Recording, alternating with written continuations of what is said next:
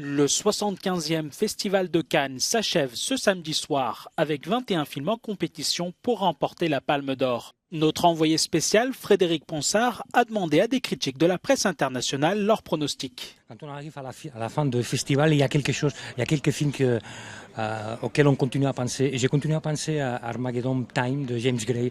C'est un film peut-être classique, mais c'est pas si classique du tout. C'est un film aussi de James Gray sur son intimité et sa part de responsabilité dans cette histoire de classement aux États-Unis. L'autre film que je crois que c'est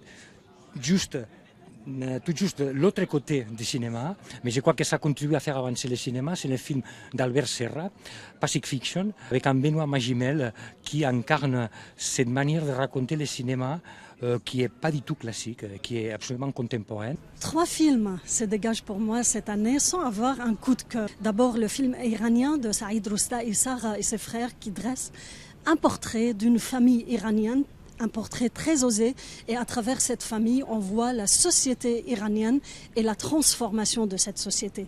Deuxième film, un film français de Valeria Bruni Tedeschi, et qui, avec ce film sur le théâtre des Amandiers, a réussi à nous montrer le portrait d'une génération qui a 20 ans, qui espère, qui rêve, et comment ces rêves se cassent sur le terrain de la réalité. Le troisième film, c'est un film russe, c'est que tout le monde a aimé au festival, La femme de Tchaïkovski de Serebrennikov.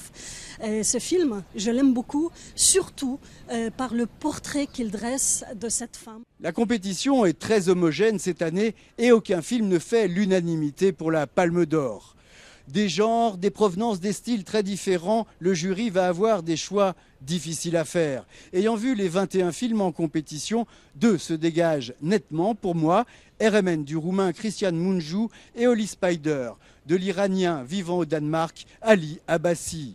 Il y a aussi 2 autres films européens qui ont retenu mon attention, celui du doyen polonais Jerzy Skolimowski, Io, ainsi que Close du Belge Lucas Dont, à peine 30 ans, est déjà un grand réalisateur. Le Festival de Cannes, c'est donc cela, à la fois la jeunesse et la maturité du cinéma, le classicisme comme l'audace narrative et esthétique. Le jury est en train de trancher, verdict ce samedi à partir de 20 h. Au Festival de Cannes, Frédéric Ponsard pour Euronews.